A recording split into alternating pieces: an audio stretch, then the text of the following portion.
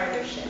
Currently, the Nurse Family Partnership has 4 sites in Ohio, funded under the Help Me Grow program to provide home visiting services by nurses for first-time at-risk mothers. And you heard from one of our nurses this morning, Tammy Ballard, from the Montgomery County area. What I want to direct your attention to is in the recently proposed federal budget released by President Obama just a few weeks ago, significant funding is included for states to provide home visiting programs for low-income mothers, pregnant women, and young children. This program supports a wide range of home visitation models and will give priority to models that have been rigorously evaluated and found to have positive effects on critical outcomes for women and children. We're talking about $8.6 billion in mandatory funding that's being proposed over 10 years, with over $124 million proposed in fiscal year 2010 alone. What's critical to know is that this funding requires a maintenance of effort, meaning it's intended to supplement rather than to replace existing funding. And why that's so important is that in the event that this proposal remains in the budget through the congressional hearing process, Ohio could be potentially eligible for quite a sizable amount of federal money for home visiting programs.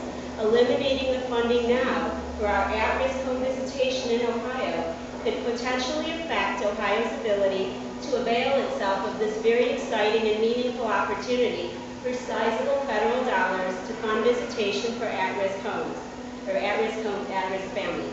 As we know, and as we've all mentioned today in respect, our legislators are grappling with very significant challenges with the budget.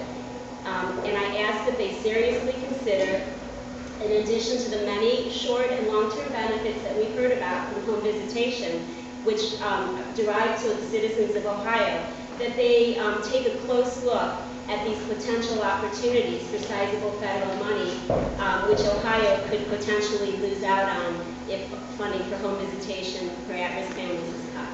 The budget was 78 million. And then as the budget was voted out through the House, it was cut down to 36 million.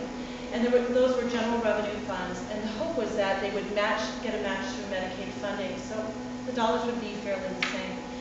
If we fully eliminate these programs, not only are we leaving children at risk, or leaving families at risk. I know our law enforcement members do not want to go into a home where a child has been abused and neglected and try to manage that situation.